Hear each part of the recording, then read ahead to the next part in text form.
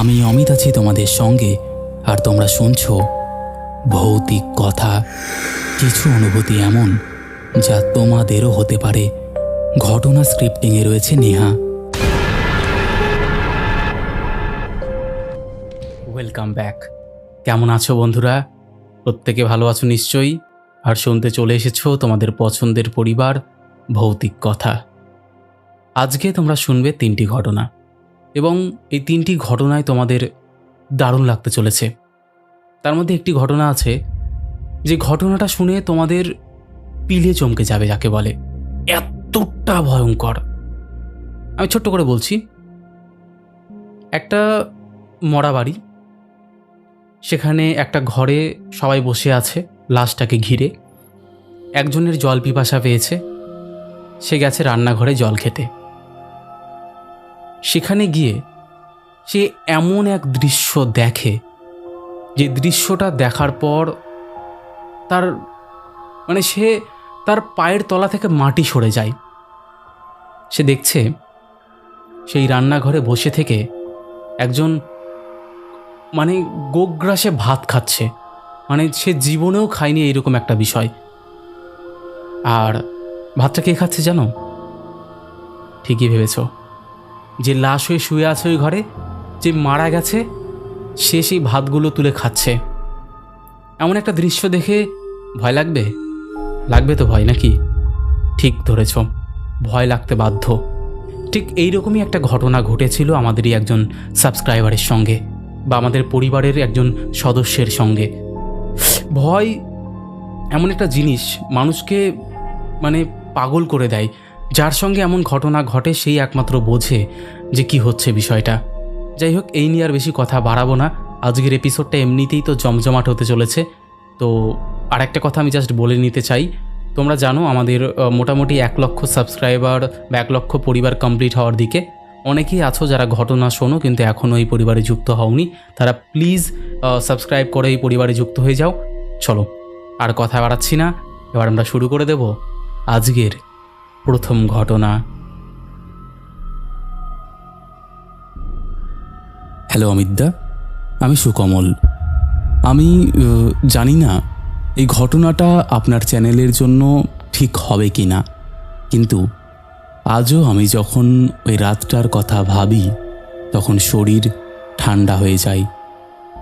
আমি সাধারণত এই ধরনের কথা কাউকে বলি না, কারণ অনেকেই বিশ্বাস করবে না।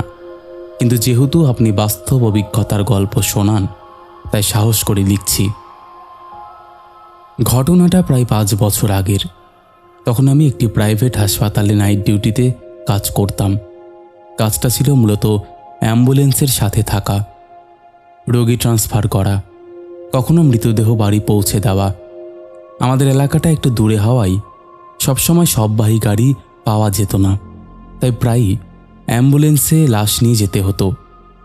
সেদিনও তেমনই একটা রাত ছিল। শীতের শেষ দিক, হালকা কুয়াশা পড়েছিল।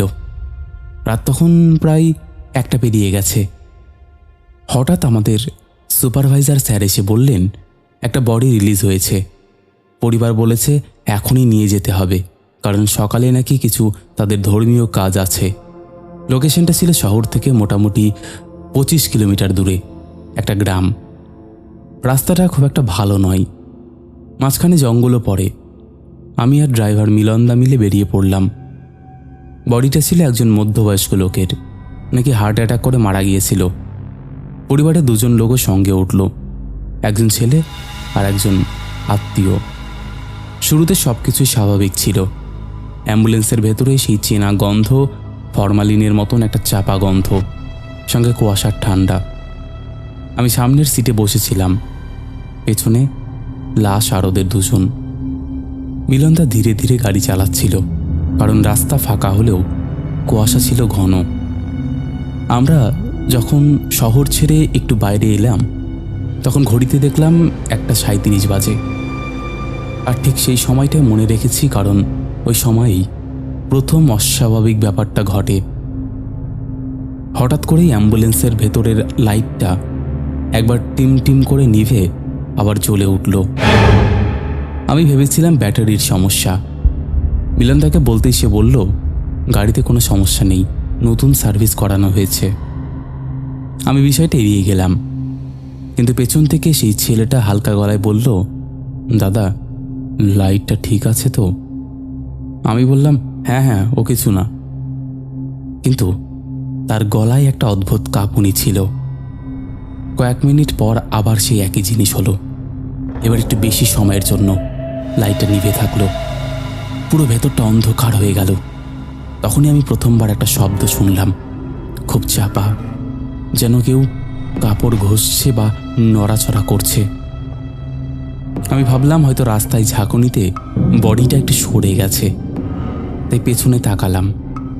কিন্তু লাইট জ্বলে উঠতেই সব আগের মতোই, লাশটা সাদা কাপড়ে ঢাকা, একদম স্থির। ছেলেটা আর অন্য লোকটা চুপ করে বসে আছে, কিন্তু তাদের চোখে স্পষ্ট ভয়। আমি বললাম, কি হয়েছে? তারা মাথা নেড়ে না বলল, কিন্তু তাদের আচরণ বদলে গেছে। এরপর আমরা জঙ্গলের রাস্তা দিয়ে ঢুকলাম।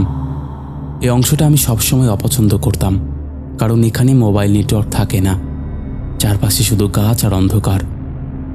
হঠাৎ করে মিলন তার গাড়ির স্পিডটা কমিয়ে দিল। আমি জিজ্ঞেস করলাম, কেন?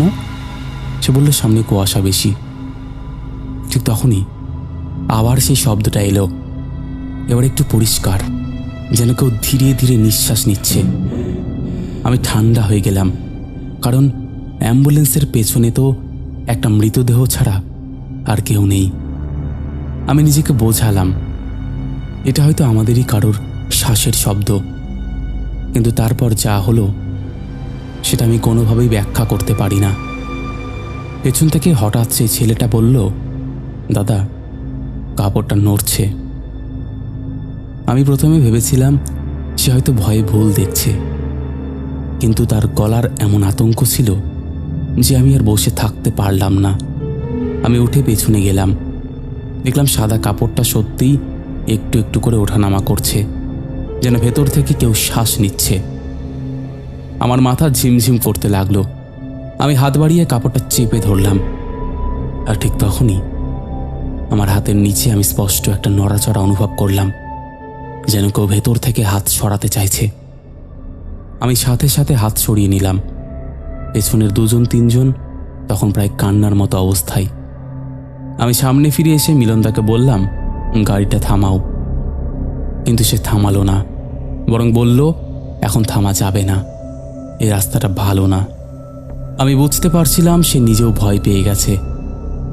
ঠিক তখনই হঠাৎ করেই অ্যাম্বুলেন্সের ভেতরের সব লাইট নিভে গেল, পুরো অন্ধকার, শুধু সামনে হেডলাইটের রাস্তা দেখা যাচ্ছে। আর সেই অন্ধকারে পেছন থেকে একটা গলা শোনা গেল, খুব ধীরে, খুব ভাঙা গলা, যেন শুকনো গলায় কেউ কথা বলছে। শব্দটা ছিল, জল দাও, জল। আমি জমে গেলাম। মিলনদা হঠাৎ ব্রেক কষে গাড়ি থামিয়ে দিল। আমরা কেউ নড়তে পারছিলাম না। আবার সেই গলা, এবার একটু জোরে, জল দাও, খুব পিপাসা। পেছনের ছেলেটা হঠাৎ চিৎকার করে কাঁদতে শুরু করলো। সে বলল এটা তার বাবার গলা, কিন্তু সেটা তো অসম্ভব, কারণ তার বাবা তো কয়েক ঘন্টা আগেই মারা গেছে। আমি সাহস করে টর্চ জ্বালালাম। আলো ফেলতেই দেখি কাপড়টা অদ্ভুতভাবে ফুলে উঠেছে, যেন ভেতরে কেউ বসে আছে। আর সেই কাপড়ের নিচ থেকে খুব ধীরে ধীরে একটা হাত বেরিয়ে এলো, শুকনো, শক্ত, কিন্তু নড়ছে। আমি আর দাঁড়াতে পারলাম না, পেছনে হোঁচট খেয়ে পড়ে গেলাম। মিলান্দা তখন গাড়ি আবার চালু করে দিল। আমরা প্রায় দৌড়ে সেই জঙ্গল পেরোতে লাগলাম। পেছনে সেই শব্দ, কখনো ফিস ফিস, কখনো কাপড়ের ঘষা, কখনো আবার সেই জল দাও শব্দটা। প্রায় 10 মিনিট পরে আমরা জঙ্গল পার হয়ে গ্রাম্য রাস্তার দিকে এলাম।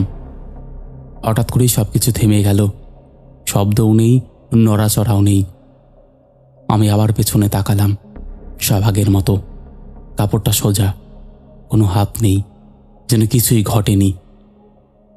আমরা আর কোনো কথা বলিনি, সোজা বাড়ির সামনে গিয়ে গাড়ি থামালাম। লোকজন অপেক্ষা করছিল, তারা এসে বডিটা নামালো। আমি তখনও কাঁপছি। হঠাৎ সেই ছেলেটা কাপড় সরিয়ে চিৎকার করে উঠল। আমরা দৌড়ে গিয়ে দেখলাম তার বাবার মুখটা অদ্ভুতভাবে খোলা আর ঠোঁট শুকনো, যেন সত্যিই জল চাইছিল। কিন্তু তার থেকেও ভয়ঙ্কর ছিল তার হাতের অবস্থাটা, যেটা আমরা পরিষ্কার করে সোজা করে বেঁধে দিয়েছিলাম। সেটা এখনো বাঁকা, যেন কেউ ভেতর থেকে জোর করে তুলেছিল।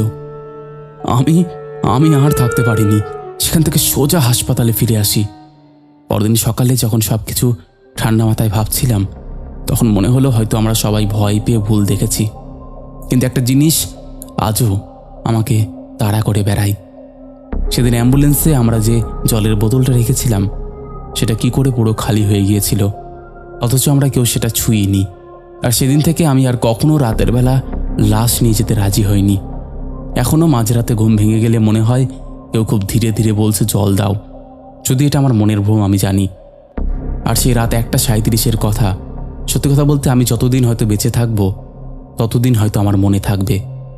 জানি না এই ঘটনাটা তোমাদের কেমন লাগতে চলেছে, কিন্তু এই ঘটনাটা একদম সত্য, এক সিকিও মিথ্যে নয়। এরকম আরও এক্সপিরিয়েন্স আমার সঙ্গে ঘটেছে, তার মধ্যে সব থেকে ভয়ঙ্কর ছিল এটা, সেটা তোমাদেরকে প্রথমে পাঠালাম। যদি অমিতদা তোমার ভালো লেগে থাকে আমাকে বলো, আমি আরও পাঠাবো। আর যদি এই ঘটনাটা সত্যি ভালো লেগে থাকে তাহলে অবশ্যই আমাদের ভৌতিক কথা পরিবারে শেয়ার করো। আমি অপেক্ষায় থাকবো, আমি আবার পাঠাবো। ভালো থেকো। তো বন্ধুরা, এই ছিল আমাদের আজকের অ্যাম্বুলেন্সের একটা ঘটনা।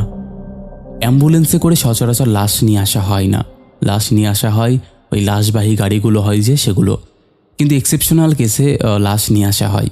যেমন ধরে নাও অন্য গ্রাম থেকে কেউ কলকাতা গেছে একজন রোগী নিয়ে, সে এখন আসবে, সে তো আর লাশবাহী গাড়িতে আসতে পারবে না। সে হয়তো রোগীটা মারা গেছে, তাকে অ্যাম্বুলেন্সে করে আনতে হবে, এরকম বিষয়গুলো থাকে। তো অনেকের মনেই কোশ্চেন আসতে পারে যে অ্যাম্বুলেন্সে করে আবার কবে থেকে লাশ নিয়ে আসা হয়। তো যাই হোক, বুঝতে পেরেছো আমি কি বলতে চাইছি। তোমাদের কেমন লেগেছে তোমরা অবশ্যই কমেন্ট করে জানিও। তোমাদের মধ্যে এখনও যারা এই পরিবারে যুক্ত হওনি তারা যুক্ত হয়ে যেও। যারা ভাবছো ঘটনা শেয়ার করবো কিনা, তাদেরকে বলবো একদম দেরি না করে ঘটনা শেয়ার করে দাও। চলো আর কথা না বাড়িয়ে এবার আমরা শুরু করে দিচ্ছি আজকের পরের ঘটনাতে। হ্যালো অমিতদা। অমিতদা, আমি স্বপন। আমি জানি আপনার কাছে প্রতিদিন অনেক ঘটনা আসে, কিন্তু আমি যেটা বলতে চাচ্ছি সেটা আজও মনে পড়লে আমার গাটা শিউরে ওঠে। আর আমি শপথ করে বলছি এর একটা অংশও বানানো নয়। আজ থেকে মোটামুটি 8 থেকে 9 বছর আগের ঘটনা। তখন আমি আমাদের গ্রামে থাকতাম। আমাদের বাড়ির পাশেই একটা পুরনো পুকুর আছে, খুব বড় না কিন্তু গভীর, আর চারপাশে বড় বড় শিমুল আর কাঁঠাল গাছ দিয়ে ঘেরা। দিনের বেলাতেও জায়গাটা একটু অদ্ভুত লাগে। আর গ্রামের লোকজনও বলে সন্ধ্যের পর ওই পুকুরে কেউ যায় না, কারণ আগে নাকি ওখানে একটা মেয়ে ডুবে মারা গিয়েছিল। এইসব কথা আমি তখন খুব একটা বিশ্বাস করতাম না, ভাবতাম গ্রামের মানুষের বাড়িয়ে বলা। কিন্তু যেদিন ঘটনাটা ঘটল সেদিন বুঝলাম কিছু কিছু জিনিস ব্যাখ্যার বাইরে। সেদিন ছিল ভাদ্র মাসের এক দুপুর, গরমে প্রাণ যায় যায় অবস্থা। আমি আর আমার বন্ধু শুভ ঠিক করলাম পুকুরে নেমে একটু স্নান করে আসব। দুপুর তখন প্রায় 1:30। চারপাশে একদম চুপচাপ, সবাই খাওয়া দাওয়া করে ঘুমোচ্ছে। আমরা দুজন গামছা নিয়ে পুকুরে গেলাম। প্রথমে সব কিছু একদম স্বাভাবিকই ছিল, জলে নেমে ঠান্ডা লাগছিল ভালোই। আমরা সাঁতার কাটছিলাম, হাসি ঠাট্টা করছিলাম। কিন্তু মোটামুটি 5-10 মিনিট পর থেকেই একটা অদ্ভুত ব্যাপার খেয়াল করতে শুরু করি। জলের তাপমাত্রা হঠাৎ করে অস্বাভাবিক ঠান্ডা হয়ে গেল, যেন নিচ থেকে বরফের মতন ঠান্ডা কিছু উঠে আসছে। আমি ভাবলাম হয়তো গভীর জায়গায় চলে এসেছি, তাই এমন লাগছে। কিন্তু শুভ বলল সেও একই জিনিস অনুভব করেছে। তখনও আমরা ব্যাপারটা খুব একটা গুরুত্ব দেইনি, কিন্তু কিছুক্ষণ পর আমি স্পষ্ট অনুভব করলাম আমার পায়ের কাছে কেউ খুব আস্তে করে স্পর্শ করছে। প্রথমে ভেবেছিলাম হয়তো মাছ, কিন্তু স্পর্শটা মাছের মতো না, যেন মানুষের আঙ্গুল, ঠান্ডা কাঁপানো স্পর্শ। আমি ভয় পেয়ে পা তুলে নিলাম আর শুভকে বললাম। সে হাসতে লাগলো, বলল আমি নাকি ভয় পাচ্ছি। কিন্তু ঠিক তখনই শুভর মুখের হাসি মিলিয়ে গেল। সে হঠাৎ করে চিৎকার করে উঠল, বলল, এই আমার পা ধরে টানছে কেউ যেন, এ ভাই বাঁচা রে। আমি দেখলাম সত্যি সে নিচের দিকে ডুবে যাচ্ছে। আমি তাড়াতাড়ি করে তার হাত ধরলাম, কিন্তু টানটা এত জোরে ছিল যে মনে হচ্ছিল কেউ নিচ থেকে টেনে নিচ্ছে। আমরা দুজন প্রাণপণে চেষ্টা করে কোনো মতে ওপরে উঠলাম। তখন দুজনেই হাঁপাচ্ছি, বুক ধরফর করছে। আমরা সিদ্ধান্ত নিলাম উঠে যাব, কিন্তু উঠতে গিয়েও দেখি আরও অদ্ভুত একটা জিনিস। পুকুরের এক কোণে, যেখানে খুব কম লোক যায়, সেখানে জলের ওপর একটা কালো ছায়ার মতন কিছু ভাসছে। প্রথমে মনে হলো গাছের ছায়া, কিন্তু সেটা ধীরে ধীরে নড়ছে আর আমাদের দিকে এগোচ্ছে।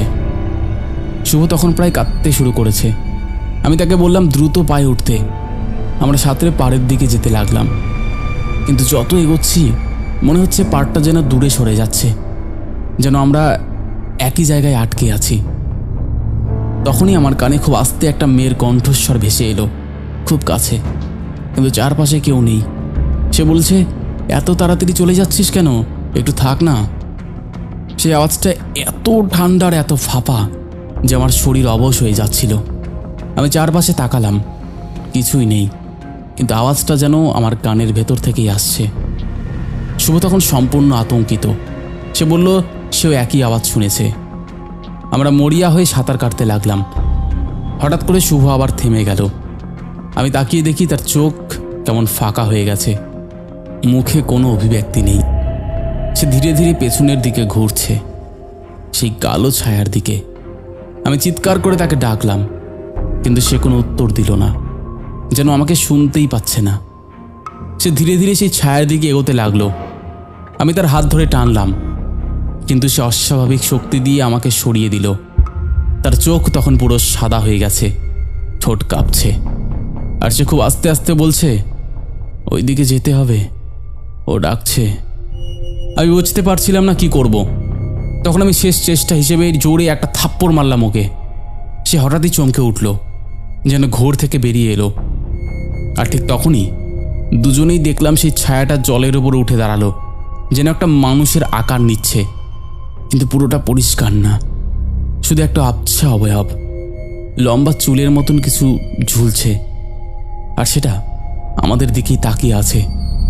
যদিও চোখ যাচ্ছিল না, কিন্তু অনুভব করা যাচ্ছিল।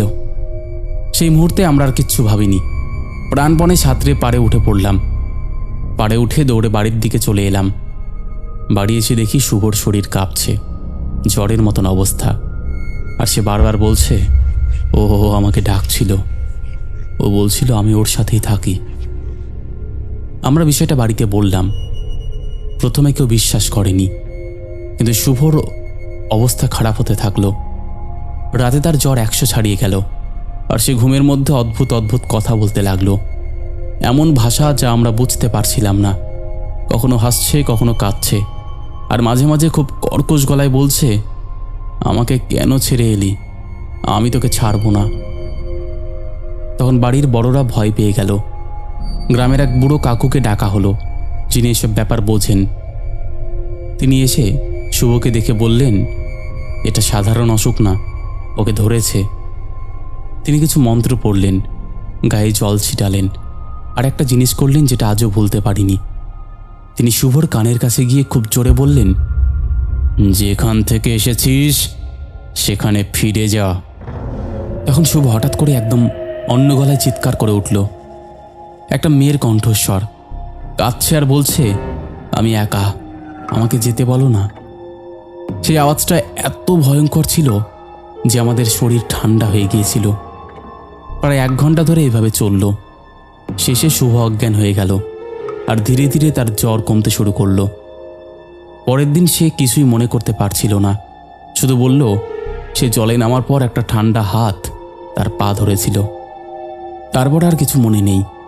সেই ঘটনার পর থেকে আমরা কেউ ওই পুকুরে যাইনি। গ্রামের লোকজনও আরও সাবধান হয়ে গেল। পরে শুনেছিলাম সত্যি অনেক বছর আগে ওই পুকুরে একটা মেয়ে ডুবে মারা গিয়েছিল।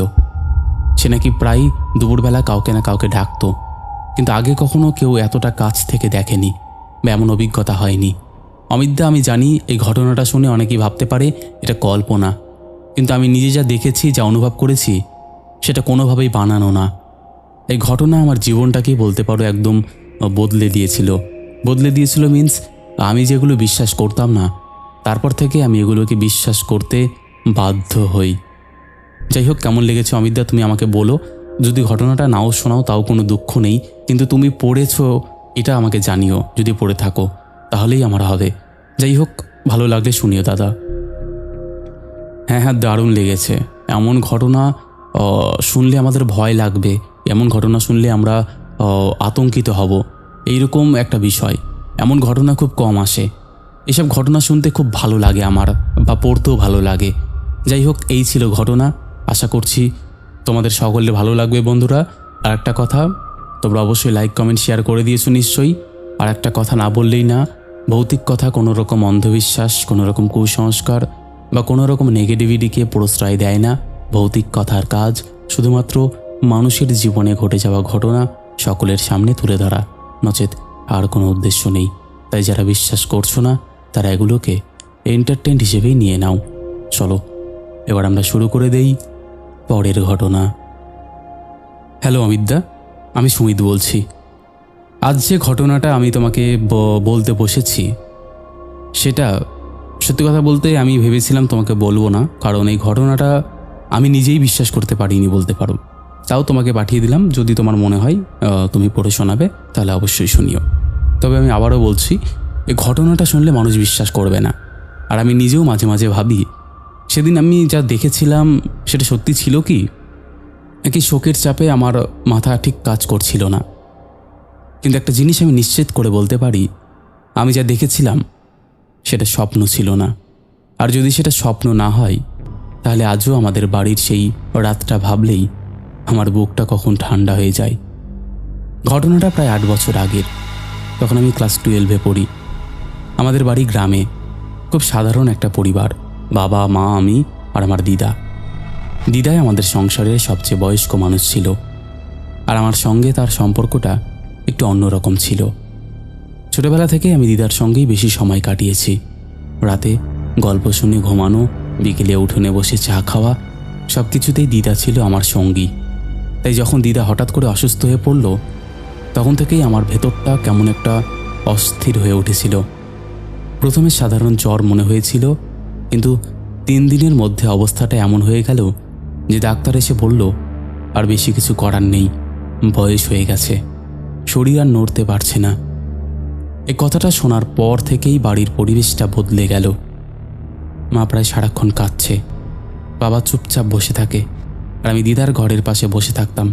কারণ আমার মনে হচ্ছিল শেষ সময়ে আমি যদি পাশে না থাকি তাহলে নিজেকে কোনোদিনও ক্ষমা করতে পারবো না।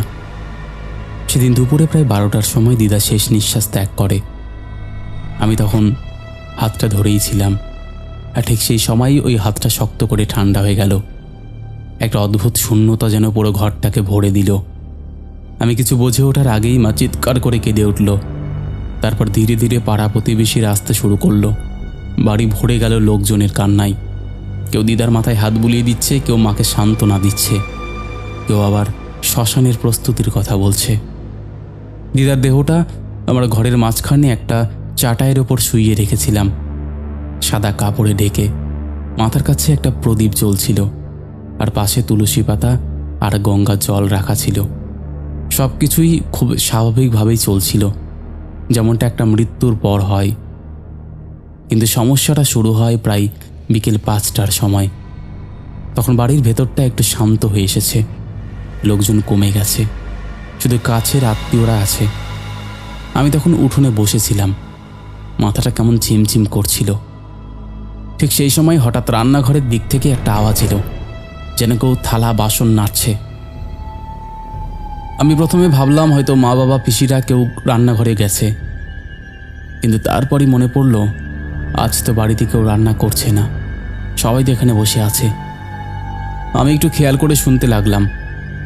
আওয়াজটা স্পষ্ট, কেউ যেন ভাত মেখে খাচ্ছে, সেই চটচট শব্দটা, যেটা খুব চেনা। আমার শরীরটা হঠাৎ ঠান্ডা হয়ে গেল। আমি ধীরে ধীরে উঠে দাঁড়ালাম আর রান্নাঘরের দিকে এগোতে লাগলাম। ভেতরে ভেতরে একটা অজানা ভয় কাজ করছিল, কিন্তু কৌতূহল ছিল যে কে হতে পারে। দরজার কাছে এসে আমি থেমে গেলাম। ভেতর থেকে স্পষ্ট শব্দ আসছে, কেউ বসে ভাত খাচ্ছে। আমি ধীরে ধীরে দরজাটা ঠেলে একটু ফাঁক করলাম, আর তারপর যেটা দেখলাম সেটা আমি আজও ভুলতে পারিনি। রান্নাঘরের মেঝেতে বসে আছে আমার দিদা, ঠিক যেমনভাবে বেঁচে থাকতে বসে খেত ঠিক সেই ভঙ্গিতেই। সামনে একটা থালা, তাতে সাদা ভাত, আর দিদা নিজের হাত দিয়ে ভাত মেখে মুখে তুলছে। কিন্তু সমস্যা হলো, দিদা তো তখন ঘরের মাঝখানে শুয়ে আছে, মৃত। আমার চোখ যেন বিশ্বাস করতে পারছিল না। আমি দরজার ফাঁক দিয়ে তাকিয়েছিলাম, আর দেখলাম দিদার মুখটা কেমন ফ্যাকাশে, চোখ দুটো পুরো খোলা, কিন্তু তাতে কোনো প্রাণ নেই, যেন শূন্যে তাকিয়ে আছে। আর হাতটা যান্ত্রিকভাবে ভাত তুলে মুখে দিচ্ছে। আমি একটা শব্দও করতে পারলাম না, গলাটা শুকিয়ে গিয়েছিল, শরীরে জমে গিয়েছিল। ঠিক সেই সময় দিদা হঠাৎ করে থেমে গেল, তারপর খুব ধীরে ধীরে মাথাটা ঘুরিয়ে আমার দিকে তাকালো। সেই দৃষ্টিটা আমি কোনোদিনও ভুলতে পারবো না। ওটা মানুষের চোখ ছিল না, ওটা যেন কোনো ফাঁকা গর্ত, যেখানে কোনো অনুভূতি নেই, কোনো চেনা মানুষ নেই। তারপর খুব আস্তে আস্তে দিদা একটা শব্দ করলো, খাবি? সেই শব্দটা এতটাই অস্বাভাবিক ছিল যে আমি আর দাঁড়াতে পারলাম না। হঠাৎ করেই চিৎকার করে উঠলাম, আর পেছনে হোঁচট খেয়ে পড়ে গেলাম। আমার চিৎকার শুনে সবাই দৌড়ে এলো, মা বাবা কাকা সবাই। তারা আমাকে তুলে জিজ্ঞেস করতে লাগলো কি হয়েছে। আমি কাঁপতে কাঁপতে রান্নাঘরের দিকে আঙুল দেখালাম, কিন্তু যখন সবাই ভেতরে ঢুকলো তখন সেখানে কিছুই ছিল না। রান্নাঘর ফাঁকা, থালাটা নেই, ভাত নেই, কেউ নেই। সবাই আমাকে বোঝাতে লাগলো যে আমি ভুল দেখেছি, হয়তো মানসিক চাপে এমন হচ্ছে। কিন্তু আমি জানতাম আমি কি দেখেছি। কিন্তু সবচেয়ে ভয়ঙ্কর ঘটনাটা তখনও বাকি ছিল। আমরা সবাই আবার ঘরের দিকে ফিরলাম, যেখানে দিদার দেহটা রাখা ছিল। আর সেখানে গিয়ে আমরা দেখলাম দিদার মুখের পাশে কিছু একটা লেগে আছে, যেন কেউ ঠিক এখনই খেয়ে এসেছে। সেই দৃশ্যটা দেখার পর বাড়িতে আর কেউ কথা বলতে পারেনি, সবাই নিঃশব্দ হয়ে গিয়েছিল। শুধু মায়ের কান্নার শব্দটা আবার শুরু হয়েছিল, কিন্তু এবার সেই কান্নার মধ্যে একটা ভয় মিশেছিল। সেই রাতটা আমরা কেউ ঘুমোতে পারিনি। দিদার দেহটা যত তাড়াতাড়ি সম্ভব সৎকার করা হয়েছিল, কিন্তু সেই ঘটনার পর থেকে আমাদের বাড়ির পরিবেশটা আর আগের মতো নেই। মাঝে মাঝে রাতের বেলা এখনও রান্নাঘর থেকে শব্দ পাওয়া যায়। আমি এখনও বিশ্বাস করি আমার দিদা আমাদের সঙ্গেই আছে, সবসময় আমাদের পাশে আছে, কিন্তু কখনো আমাদের ক্ষতি করে না। যাই হোক, এই ছিল ঘটনা। যদি ভালো লাগে অবশ্যই পড়ে শুনিও। ভৌতিক কথা আরও বড় হোক এই কামনা করি। ভালো থেকো অমিতদা। তো বন্ধুরা, এই ছিল আমাদের আজকের জমজমাট একটি এপিসোড। আশা করছি প্রত্যেক দিনের মতোই তোমাদের ভালো লেগেছে। আর তোমাদের সবার মনে একটা কোশ্চেন আসতে পারে যে হঠাৎ করে ফেস ভিডিওতে কেন। এখন থেকে তোমরা এরকম ফেস ভিডিও আশা করছি পাবে। আর তার সাথে আমাদের যে ভৌতিক কথা পডকাস্ট চ্যানেলটা আছে, সেখানে আমি এরপর থেকে খুব শীঘ্রই আর কি এরকম পুরো ঘটনাটা সামনাসামনি এসে বলবো। কি বলছো তোমরা? তোমাদের মতামত কি? অবশ্যই কমেন্ট করে জানিও। চলো আর কথা না বাড়িয়ে এবার আমরা শুরু করে দিচ্ছি শাউট আউট পর্ব। শেষের এপিসোডে ফার্স্ট কমেন্ট করেছে সোমা রয়, সেকেন্ড কমেন্ট করেছে চিত্তরঞ্জন, থার্ড কমেন্ট করেছে অন্তিম স্যাড মোমেন্ট। তিনজনেই লাভ রিয়াক্ট দিয়েছে। তারপরে কমেন্ট করেছে শ্রীমান দে, কবিতা সরকার, অঞ্জলি মণ্ডল, পাপড়ি দোলা, বাবর এসকে, সৌমিত্র চরণ, এসকে আরাফুল হোসেন, সুভাষ গড়ামি, দেবরাজ পাঞ্জা, সুস্মিতা শিকারি, অঞ্জলি মণ্ডল, বিকি বাগচি, কৌস্তব লিখেছে হোয়াটসঅ্যাপ নাম্বারটা পাঠিও, ডেসক্রিপশানে দেখবে গো। তারপরে কমেন্ট করেছে অর্ক, লিখেছে আমি আর কোনোদিনও কমেন্ট করবো না দাদা, আগের দিনের কমেন্টগুলো তুমি একবারও বলোনি, তাই দিস হিট মাই ইগো। চোখে পড়েনি গো, কিন্তু আজকে যে চোখে পড়লো আমি পড়ে নিলাম। তারপরে কমেন্ট করেছে এসকে ইসমালি, সুভাষ ঘরামি, লিখেছে হ্যালো অমিত, আমি তো অনেক দিন পর কমেন্ট করছি, আমার নামটা বলো। আমার নাম শুভাশিস। হ্যালো শুভাশিস। তারপরে কমেন্ট করেছে সাধন অধিকারী, লিখেছে হাই দাদা, আমার মেয়ে সোনাইয়ের নামটা বলো, ওর বয়স 6 বছর, ও তোমার গল্প না শুনে ঘুমায় না। হ্যালো সোনাই। তারপরে কমেন্ট করেছে সমিত ঘোষ, লিখেছে দাদা আপনার এলাকায় ভোট গ্রহণ সম্পূর্ণ হয়েছে? আগামীকাল আমাদের জেলায় ভোট গ্রহণ হবে। হ্যাঁ, আমাদের এখানে হয়েছে 23 তারিখে। তারপরে কমেন্ট করেছে সমর হালদার, লিখেছে দাদা আমি তোমার অনেক বড় ফ্যান, প্লিজ আমার নামটা একবার হ্যালো করে নিও, আমার নাম সমর। হ্যালো সমর। তারপরে কমেন্ট করেছে বিদ্যুৎ রয়, সুদীপ্ত ব্যানার্জি, সঙ্গীতা মজুমদার, সাথী, অসীম দাস লিখেছে সত্যি 3টে ঘটনায় খুবই ভয়ঙ্কর ছিল, এখন অবধি গায়ে কাটা দিচ্ছে, থ্যাংক ইউ। তারপরে কমেন্ট করেছে জবা দেবী। তারপরে কমেন্ট করেছে রিজে ভ্লগার অনিশ, লিখেছে আজও একদম এক্স্যাক্ট 10:45 চলে এলাম, থ্যাংক ইউ ভাই। তারপরে কমেন্ট করেছে হান্টার অভয়, লিখেছে দাদা খুব ভালো লাগলো, এবার শুয়ে পড়লাম, গুড নাইট, গুড নাইট। তারপরে কমেন্ট করেছে অমিতা ঠাকুর, সাথী লিখেছে হ্যালো বন্ধুরা, আমার হয়ে একবার বলো দাদা, হ্যালো বন্ধুরা। তারপরে কমেন্ট করেছে সমীর সরকার, শিহাব শাফিরুদ্দিন, দেবরাজ পাঞ্জা, পম্পা মহন্ত লিখেছে কেমন আছো ভাই, রাত পোহালে ভোট, খুব ভয় লাগছে, বুকের মধ্যে যেন ধুকপুক করছে, কিন্তু তোমার ঘটনা আসবে বলে অপেক্ষা করছি, ঘটনা শোনার পর মনটা ভরে গেল, থ্যাংক ইউ। তারপরে কমেন্ট করেছে মিঠুন দত্ত, বিজয় সরকার, এমডি মুয়াজ বনিয়া, অঞ্জলি রয়, রনি মণ্ডল, সৌভিক মণ্ডল, বিশ্বজিৎ রয়, গীতা গোস্বামী, তামিম লিখেছে আজকে ঘটনা শোনার পাশাপাশি ভিডিও দেখা যাচ্ছে, ওয়াও। তারপরে কমেন্ট করেছে সুমিত দাস, লিখেছে হ্যালো দাদা কেমন আছো, অনেক দিন পর আসলাম, থ্যাংক ইউ। তারপরে কমেন্ট করেছে মলয় চক্রবর্তী, লিখেছে সত্যি দাদা ঘটনাগুলো শুনলে গায়ে কাটা দিয়ে ওঠে, খুব ভালো লেগেছে, গুড নাইট অমিত দা, গুড নাইট। এইরকম অসংখ্য প্রিয় মানুষেরা আমাদের শেষের এপিসোডে কমেন্ট করেছে, যাদের কমেন্ট আমি আর চাইলেও পড়তে পারছি না। তো আজকের মতন এখানেই শেষ করছি, আবার দেখা হবে নতুন কোনো ঘটনা নিয়ে।